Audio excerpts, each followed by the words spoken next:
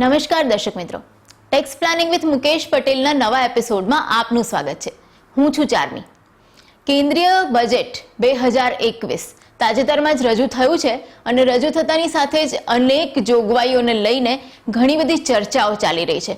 દેશના 75 વર્ષ થયા અને 75 વર્ષ નિમિત્તે જે બજેટ આવ્યું એમાં સૌથી વધુ જો રાહતો તો જોઈએ તો નથી આપવામાં આવી. કરદાતાઓ નિરાશ થયા છે. અર્થતંત્રને ભલે આ બજેટ વેગ આપનારું છે એવું કહેવાઈ રહ્યું છે, પણ જે કોરોના કાળમાં નાના કરદાતાઓને આશા હતી કે એમના હાથમાં કંઈક મૂકવામાં આવશે, એવું કદાચ કંઈ નથી મૂક્યું. ખરેખર મૂક્યું છે કે નહીં એની ચર્ચા તો આપણે એપિસોડમાં આગળ કરીશું, પણ એક જે દેખીતી રાહત આપવામાં આવી છે એ છે સિનિયર સિટીઝન્સ. સિનિયર સિટીઝન્સ એટલે 75 યર્સથી વધારે ઉંમરના જે સિનિયર સિટીઝન્સ છે એને લઈને. તો મુકેશભાઈ, સૌથી પહેલા તો એની જ વાત કરવી છે કે 75 વર્ષથી વધુ ઉંમરના સિનિયર સિટીઝન્સ જે કોઈને રાહત નથી આપવામાં આવી, એવી એક રાહત આપવામાં આવી છે.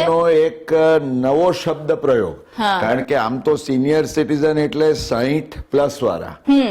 એક સમય હતો કે જયારે સુપર સિનિયર્સ હતા 80+, પછી એ સુપર સિનિયર્સ ની કેટેગરી ઉડાવી દીધી અને હવે સ્પેસિફાઈડ સિનિયર સિટીઝન્સ એટલે નિયત કરેલા એક આ નવો શબ્દ પ્રયોગ આવ્યો છે. તો આપણા આ બજેટ સ્પેશિયલ ની શરૂઆત આપણે એનાથી જ કરીએ. ચોક્કસ. અને એને જ લઈને એક સવાલ પણ આવ્યો છે અમિતભાઈ શાહનો. મારા ફાધર 75 વર્ષના છે. બજેટમાં નાણામંત્રીશ્રીએ 75 વર્ષથી વધુ વયની સિનિયર સિટીઝન માટે જે રાહત જાહેર કરી છે તે વિશે વ્યવહારનું માર્ગદર્શન આપશો. તમારા પિતાશ્રી 75 વર્ષથી વધુ વયના ભારતના રહીશ છે, એટલે જે સેક્શન છે એક 194P અને જેની સાથે કનેક્ટેડ જે 139 જેમાં આવકવેરા રિટર્ન ભરવાની જોગવાઈ છે. ઇનફેક્ટ ચાર્મી, જ્યારે અંદાજપત્રની રજૂઆત થઈ ને અને નાણામંત્રી બોલ્યા કે 75 વર્ષ ઉપરનાને હું એક ખાસ રાહત આપવા માંગુ છું, ત્યારે બધાને એમ થઈ ગયું ઘણીવાર તો કે ચાલો આખી જિંદગી બહુ ટેક્સ ભર્યો, હવે 75 પછી તો નાણામંત્રી કહે છે કે તમને આવકવેરાના બોજમાંથી મુક્ત રાખીએ. પણ ના, તમને આવકવેરા રિટર્ન જે ભરવું પડે છે ને એમાંથી. અને એ પણ જો નીટ એન્ડ ક્લીન હોત ને તો હું ચોક્કસ એનું બહુ જ હૃદયપૂર્વક સ્વાગત કરત. પણ જેમ પેલી આપણી આજે માર્કેટિંગમાં ટર્મ્સ એન્ડ કન્ડિશન્સ એપ્લાય, પેલી ફૂદડી આવી જાય ને. કારણ કે દર્શક મિત્રો, નાણામંત્રીએ એમ કહ્યું છે કે તમારે આ જે એક વિશેષ રાહત અમે આપીશું તમને, એને માટે જરૂરી એ છે કે તમારી માત્ર પેન્શનની આવક હોય અને પેન્શનની આવક સાથે બહુ તો વ્યાજની જ આવક હોઈ શકે, અન્ય કોઈ નહીં. અને એ વ્યાજ પણ એવું હોવું જોઈએ કે જે તમારું પેન્શન જેમાં જમા થાય છે એ જ ખાતામાં જમા થાય. પેન્શન સિવાય બીજી કોઈ આવક વ્યાજ સિવાયની નહીં. અને એ વ્યાજ પણ એવું વ્યાજ કે જે પેન્શન વાળા જ ખાતામાં જમા થાય. અને માની લો કે કોઈ સિનિયર સિટીઝનને આજે એક સેવિંગ બેંકનું બીજું ખાતું છે, એનું થોડું વ્યાજ છે કે એને કોઈ ડિવિડન્ડની આવક મળે છે, તો આ મુક્તિથી એ વંચિત. એટલે હવે દીવો લઈને શોધવા જવું પડે કે એવો તો કયો સ્પેસિફાઈડ સિનિયર સિટીઝન કે જે એક જ એનું SBI ના ખાતામાં પેન્શન જમા થતું હોય અને એમાં જ એનું વ્યાજ આવે ને એને બીજી કોઈ જ આવક ન હોય. હું માનું છું ચાર્મી, આ એક કદાચ થોડી મશ્કરી થઈ હોય ને આપણા વરિષ્ઠ વયના નાગરિકો સાથે. આઈ વુડ સ્ટ્રોંગલી અર્જ આપણા દર્શક મિત્રો પણ આ અંગે એમનો પ્રતિભાવ નાણામંત્રીને મોકલે અને નિર્મલાજી ચોક્કસ આના પર જ્યારે એમણે એવું કીધું કે 75 વર્ષ નિમિત્તે અમે 75 વર્ષથી વધુ વયના લોકોને આપવા માંગીએ છીએ, તો પછી રાહત પૂરેપૂરી આપવા જેવી હતી. ફૂદડીઓ નું નિરાકરણ લાવે એટલું આપણે ચોક્કસી છીએ. ચોક્કસ. મુકેશભાઈ, એની સાથે સાથે આપણે જોઈએ તો રાહત આ તો છેતરામણી છે, બીજી કોઈ એસચ રાહત નથી, પણ એક જે રિટર્ન ભરવામાં રાહત કહી શકાય એવી એક જાહેરાત એમણે કરી છે અને એને જ લઈને શ્રુતિબેન ચુડગરનો સવાલ આવ્યો છે. નિર્મલાજીએ તેમના બજેટ પ્રવચનમાં આવકવેરા રિટર્ન ફાઇલ કરવા સંબંધી પ્રી ફાઇલ રિટર્ન અંગે વાત કરી. તો એનાથી કરદાતાને શું લાભ થઈ શકે તે જણાવશો? ઇનફેક્ટ આ પ્રી ફિલ્ડ ઇન્કમ ટેક્સ રિટર્નની જોગવાઈ આમ તો આ ચાલુ આકારણી વર્ષ 2020-21થી જ અમલીકરણ એનું થઈ ચૂક્યું છે, કારણ કે દર્શક મિત્રોને યાદ હશે કે જે પગારદારો હોય એમની પગારની આવક એ બધી જ ફોર્મ 16ની કમ્પ્લીટ ડિટેલ્સ તમારા આવકવેરા રિટર્નમાં આવી જાય છે. તમારી વ્યાજની આવક છે એ પણ જે બેંક ડિપોઝિટ્સમાં જ્યાં કેપ્ચર થઈ હોય એના આધારે 26ASમાંથી તમારા ફોર્મમાં આવી જાય છે. આમાં નાણામંત્રીને I would certainly give her marks for her approach. ડર એ હતો કે કોરોના સેસ એનું ઇન્જેક્શન તો અમને મળ્યા વગર નહીં રહે, વેક્સિન તો જ્યારે મળશે પણ એ પહેલા અમને આ ઇન્જેક્શન ટેક્સ તો લાગી જશે. ફોર્ચ્યુનેટલી કોરોના સેસમાંથી તો નાણામંત્રીએ સૌને મુક્ત રાખ્યા છે. એમણે એમ કહ્યું કે now we wish to raise tax revenues through greater voluntary compliance. See અત્યાર સુધી શું થતું હતું કે તમારા મારા જેવા આપણે સૌ જે ટેક્સ ભરતા હોઈએ ને એને જ નાણામંત્રીઓ દંડો મારે કે તમે ભરો છો, ઊંચા સ્લેબમાં છો, તમારા ઉપર સરચાર્જ, તમારા ઉપર સેસ, તમારા ઉપર આ બોજો. એટલે જે લોકો પ્રામાણિકતાથી ભરે છે એ લોકો દંડાય. મિત્રો, આવતા વર્ષથી તો તમારા રિટર્નમાં તમારી ડિવિડન્ડની તમામ આવક, તમારા કેપિટલ ગેઇન્સના જેટલા પણ વ્યવહારો તમે કર્યા હોય વેચાણના, એ તમામ તમારા પ્રીફિલ્ડ રિટર્નમાં આવી જશે. એટલે એક રીતે સારું પણ ખરું કે કોઈ એમ ના કે ભાઈ આ તો મારી નજર બહાર જતો રહ્યો, અને બીજી તરફ સરકારની પણ બાજ નજર રહે.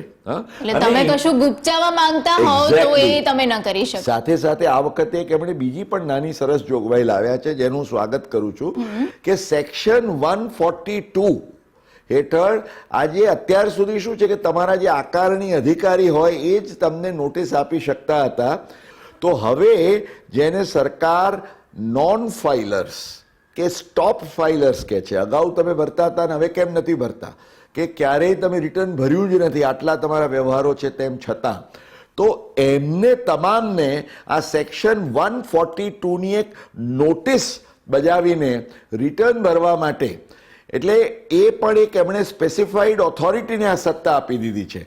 એટલે હવે એક independent authority will always keep track. એટલે આ જે અત્યારે ઓલરેડી આપણા લગભગ 6,80,00,000 રિટર્ન ફાઇલ કરનાર છે, મને આશ્ચર્ય નહીં થાય કે જો 1 કે 2 વર્ષમાં આંકડો 10 કરોડને પાર કરી જાય. અચ્છા મુકેશભાઈ, બીજી તો કોઈ રાહતો નથી આપી, પણ હાઉસિંગ સેક્ટરને બૂસ્ટ આપવા માટે કદાચ આ બજેટમાં ઘણી બધી જાહેરાતો થઈ છે અને એનો લાભ કદાચ રિયલ એસ્ટેટને તો મળશે જ, પણ એની સાથે સાથે જે ઘર ખરીદનારા લોકો છે એને પણ મળી શકે છે. તો એને જ લઈને એક સવાલ આવે છે ભૃગેશભાઈ ત્રિવેદીનો. કન્સ્ટ્રક્શનના વ્યવસાય સાથે સંકળાયેલો હોવાથી એને લગતો એક સવાલ છે. નવા બજેટમાં નાણામંત્રી શ્રીમતીજીએ રેસિડેન્શિયલ હાઉસિંગ માટે ઘણી બધી જાહેરાતો કરી છે. એનો લાભ રિયલ એસ્ટેટ ડેવલપરને અને નવા ઘરમાં રોકાણ કરનાર કરદાતાઓને કેવી રીતે મળી શકે? ચારમી, આ અંદાજપત્રમાં આમ કોઈ નવી રાહત નથી, પણ 3 જે વાત કરવામાં આવી, એક તો આપણે જેના વિશે અગાઉ ચર્ચા કરી ચૂક્યા છીએ કે સેક્શન 80EE.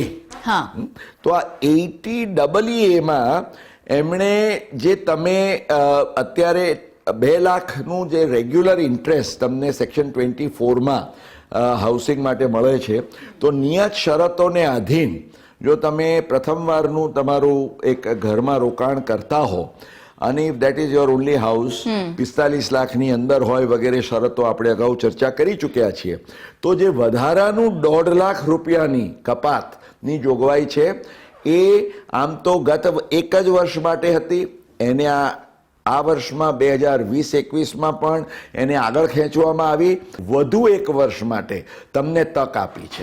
એટલે જો તમે ચાલુ વર્ષમાં કે ઇવન આગામી નાણાકીય વર્ષમાં તમારું આવું કોઈ નવું ઘર પ્રથમવારનું હોય એમાં તમે રોકાણ કરો તો તમારા 2 લાખ ઉપરાંત 1.5 લાખ એટલે 3.5 લાખ રૂપિયા સુધીની આ 31 માર્ચ 2022 સુધીના ઘરમાં રોકાણ માટે તમને લાભ મળી શકશે.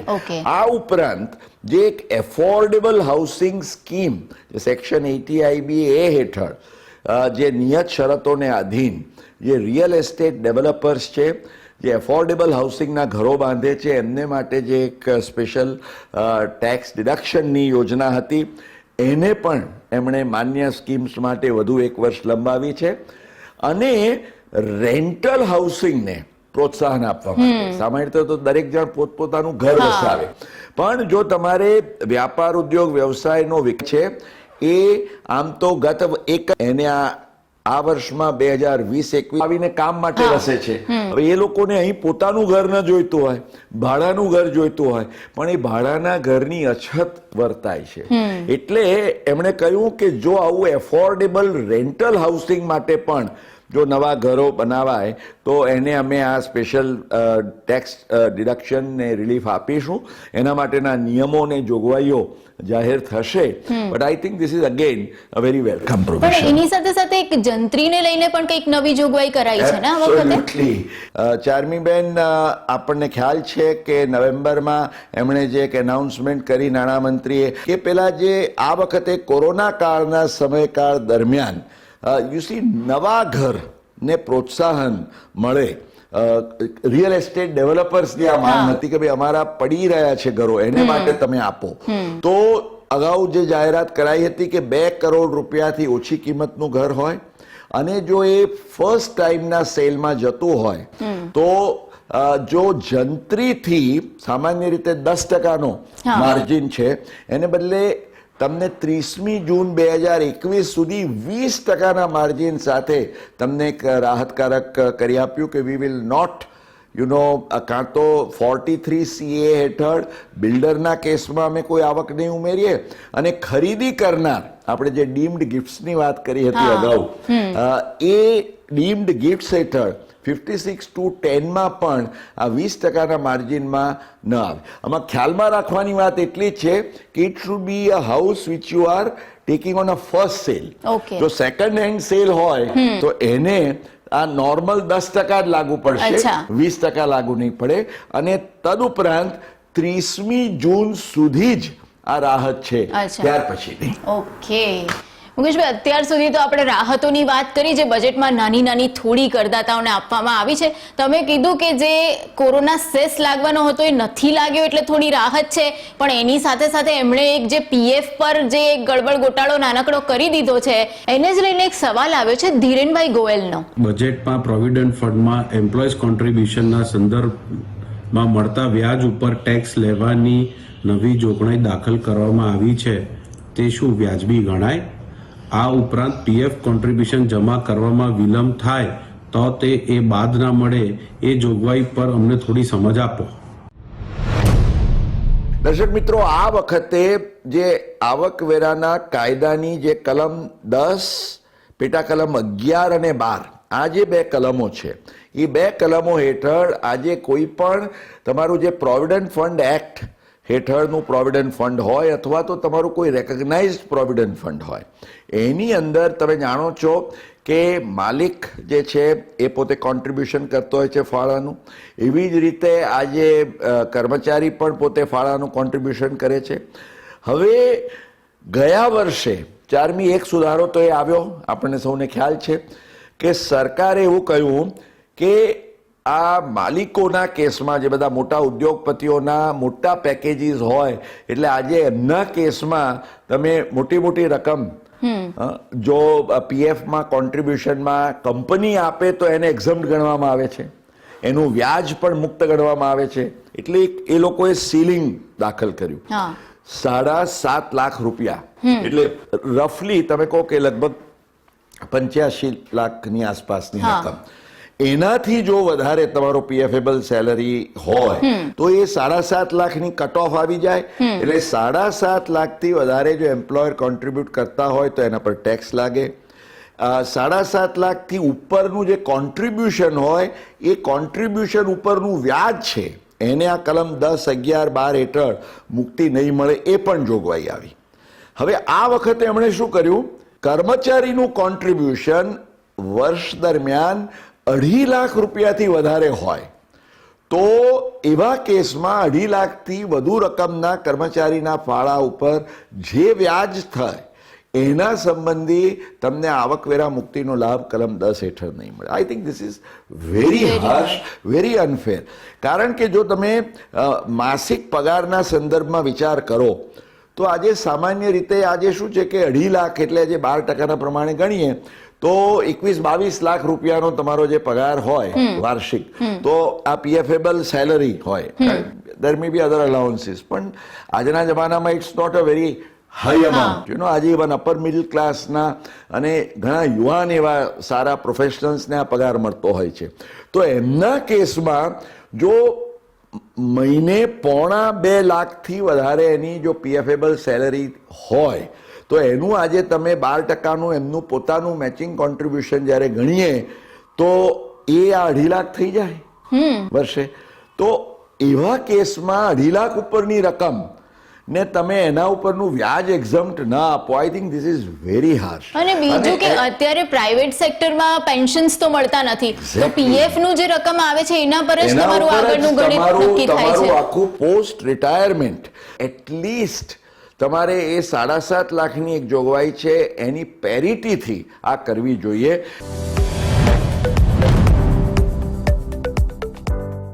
મુકેશભાઈ, યુલિપને લઈને કંઈક જોગવાઈઓમાં ચેન્જીસ કરવામાં આવ્યા છે, તો એને જ લઈને એક સવાલ આવે છે નિલેશભાઈ દવેનો. મારો પ્રશ્ન છે, યુનિટ લિંક ઇન્સ્યોરન્સ પોલિસી અર્થાત યુએલઆઈપી તરીકે પ્રચલિત રોકાણની કરપાત્રતા સંબંધી 2021ના ફાઇનાન્સ બિલમાં કરાયેલ સુધારા સામાન્ય રોકાણકારને કેવી રીતે સ્પર્શે તેની સ્પષ્ટતા કરવા વિનંતી. આને લગતું કહીએ તો માર્કેટની અંદર ઘણા સમયથી વાદ વિવાદ ચર્ચા ચાલતી હતી ચારમી. કારણ કે જ્યારથી આ લોકો ઇક્વિટી ફંડ્સના ઉપર પણ 10%નો ટેક્સ લાવ્યા ને ત્યારથી કે ભાઈ આમાં યુનિટ લિંક્ડ ઇન્સ્યોરન્સ પ્લાન એટલે પેલી સેક્શન 10(10)D હેઠળ જે યુલિપનો પ્લાન હોય એને એમ કે ભાઈ આ insurance policy, no doubt there is an element of insurance in that also, પણ ઇન્સ્યોરન્સની સાથે આમાં માર્કેટ રિલેટેડ ઇન્વેસ્ટમેન્ટના આધારે તમે you go for a much higher profitable return. એટલે 10(10)D હેઠળ અન્યથા તમને કરમુક્તિનો લાભ મળતો હોય તો ખાસ કરીને હાઈ નેટવર્થ ઇન્ડિવિજ્યુઅલ્સમાં તો એવું બનતું કે લોકો મોટી રકમના પ્રીમિયમો, એટલે વર્ષે 2.5 લાખ રૂપિયાથી પણ વધારે પ્રીમિયમ એ લોકો ભરે અને ખાલી કાળજી એટલી લે કે ભાઈ 10%થી વધારે ના હોવું જોઈએ તમારા પ્લાનના પેલા પ્રમાણે, બીકોઝ અધરવાઇઝ તમને 10(10)D નો રાહતનો લાભ ન મળે. એટલે આ વખતે યુલિપમાં જો એક અથવા વધુ પ્લાન્સ, ફોર્ચ્યુનેટલી એમણે જૂના પ્લાન્સને ડિસ્ટર્બ નથી કર્યા, 1 ફેબ્રુઆરી 2021 પછી તમે કોઈ પણ એક અથવા વધુ યુલિપના પ્લાન્સ માટે નાણાકીય વર્ષ દરમિયાન જો 2.5 લાખ રૂપિયાથી વધારે પ્રીમિયમની ચૂકવણી કરી હોય તો અન્ય શરતો પરિપૂર્ણ થતી હોય તો પણ એને 10(10)D હેઠળ સંપૂર્ણ મુક્તિ નહીં મળે. એટલે they will be taxed just like the equity funds, તમારે at the rate of you see 10% જો લિસ્ટેડ હોય તો. અધરવાઇઝ તમારે સામાન્ય રીતે યુલિપ્સ છે દે આર નોટ લિસ્ટેડ, એટલે 20% નો ટેક્સ અને એમાં તમને જે કેપિટલ ગેઇન્સ નું ઇન્ડેક્સેશન હોય એ મળે. આનો એક બીજો લાભ, જો તમે યુલિપમાં રોકાણ કરતા હો અને 10(10)D ની શરતો પરિપૂર્ણ થતી ન હોય એવા કેસમાં યુલિપની પાકતી રકમને કેવી રીતે ટેક્સ કરવી એના વિશે દ્વિધા હતી. એટલે એક સુધારો એવો પણ થયો છે, કારણ કે એમણે આવકવેરાના કાયદાની કલમ 2 હેઠળ સુધારો કરીને આવા પ્લાનને કેપિટલ એસેટ તરીકે ટેક્સ કરવો, એટલે કેપિટલ ગેઇન્સ તરીકે એનું ટેક્સેશન થાય અને not as income from other sources. અને મુકેશભાઈ, અગાઉ આપણે વાત કરી હતી એલટીસી ને લઈને, એલટીસી ની જે કેશ સ્કીમ લાવ્યા હતા એને લઈને પણ કેટલીક જાહેરાતો એમણે કરી છે, તો એને લઈને એક સવાલ આવે છે મુકુંદભાઈ પટેલનો. જેની અગાઉ જાહેરાત કરવામાં આવી હતી તેવી એક્ઝેમ્પશન ફોર એલટીસી કેશ સ્કીમને 2021ના ફાઇનાન્સ બિલમાં દાખલ કરાઈ છે. આ યોજનાનો લાભ લેવા ઈચ્છતા પગારદારોએ શું ખ્યાલમાં રાખવું જોઈએ? આ પ્રકારની જોગવાઈથી ઇવન જીએસટી કલેક્શનને બૂસ્ટ મળે છે. એલટીસીનો તમે અન્યથા કરમુક્તિનો લાભ લઈ શકતા નથી, કારણ કે કોરોના કાળમાં તમે ક્યાં ફરવા જાઓ. એટલે એલટીસીનું જો તમે કેશમાં રૂપાંતર કરીને કરો, આપણે અગાઉ પણ આના વિશે વિસ્તારપૂર્વક ચર્ચા કરી હતી. ખાલી મુકુંદભાઈની જાણ માટે હું કહી દઉં કે એમણે નાણામંત્રીએ એમ કહ્યું કે તમને આ લાભ આ ચાલુ નાણાકીય વર્ષ માટે મળશે. મુખ્ય બાબતો તમારે એ ખ્યાલમાં રાખવાની છે કે વધુમાં વધુ તમારા ફેમિલીના મેમ્બર દીઠ ડીમ્ડ જે એલટીસી છે કેન બી 36,000 રૂપીઝ. માની લો કે 4 જણનું કુટુંબ હોય તો 36 ગુણ્યા 4 એટલે 1,44,000 રૂપિયા તમારું એલટીસી એક્ઝમ થઈ શકે. અને એના 3 ગણા જો પૈસા તમે વાપર્યા હોય for purposes of purchase of any GST items જેના પર 12% કે વધારે જીએસટી લાગુ થતો હોય, એટલે you can do your planned purchases, તો તમને એની કરમુક્તિનો લાભ મળે. હવે કોઈ એમ કે ભાઈ મને મારા એલટીસી પેકેજની રકમના મેં 50% જ રકમનો હું 3 ટાઈમ્સ ખર્ચો કરું છું, તો in that case pro rata મળે. અને મુકેશભાઈ, આપણે અગાઉ પણ વિવાદ સે વિશ્વાસ સ્કીમની વાત કરી હતી કે એ લંબાવી છે. વિવાદ સે વિશ્વાસ સ્કીમને લઈને સવાલ આવ્યો છે નીરજબેન પારેખનો. નિર્મલાજીએ તેમના બજેટમાં વિવાદ સે વિશ્વાસ ઉપરાંત આવકવેરા અપીલની કાર્યવાહી સંબંધી જે જાહેરાત કરી છે તેને લગતી મહત્વની શું જોગવાઈઓ છે? અત્યાર સુધીની મને લાગે છે કે જે સમાધાન યોજનાઓ કહીએ એમાં this has been one of the most successful schemes. અને આ વિવાદ સે વિશ્વાસ વાળી જે સ્કીમ છે, ઇનફેક્ટ એને સમકક્ષ આ બજેટ હેઠળ એમણે એક ડિસ્પ્યુટ રિઝોલ્યુશન કમિટી ની સ્થાપના કરીને, આપણે પછીથી વાત કરીશું એના વિશે ક્યારેક વધુ વિસ્તારથી, પણ એક જે લિટિગેશન મેનેજમેન્ટ થાય, એક એડવાન્સ રૂલિંગ તરફનું એક આખું ફોકસ અને અભિગમ.